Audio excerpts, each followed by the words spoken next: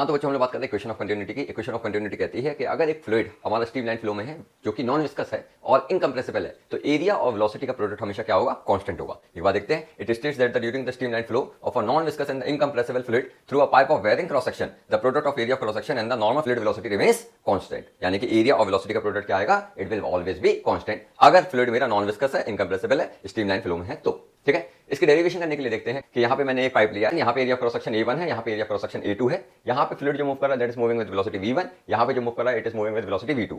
Time for the motion will be same, यहाँ नहीं कि अगर यहाँ पे मैं मान रहा हूँ it is moving for some time delta t, तो यहाँ पे भी वो डेल्टा t के लिए ही मूव कर रहा। क्लियर है? अब ये जो इक्वेशन ऑफ कंटिन्यूटी है it is based on the conservation of mass, यानी कि मास ऑफ द फ्लूइड यहाँ से यहाँ तक कितना मूव करा होगा इन टाइम डेल्टा t, उतना ही मास यहाँ से यहाँ तक मूव करा होगा in the same time. Clear है? That is delta t। अब यहाँ पे मास निकालने के लिए कितना मास मूव करा, तो हमने क्या यूज करा? Mass is equal to volume multiplied by density. Density हमने फ्लूइड की मान ली है अपनी तरफ से, क्या है? रो है।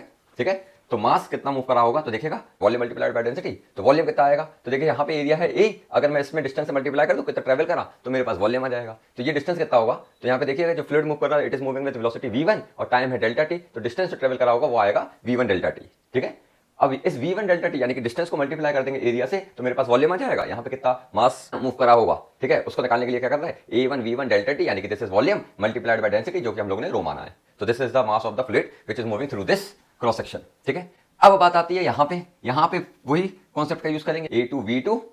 a2 क्या है? एरिया, और v2 डेल्टा t क्या है? यहाँ से यहाँ तक जो मूव करा डिस्टेंस मल्टीप्लाइड बाय रो यानी कि डेंसिटी, तो ये मास आ जाएगा। तो यहाँ पे जो मास मूव करा वो करा m1 और यहाँ पे करा m2।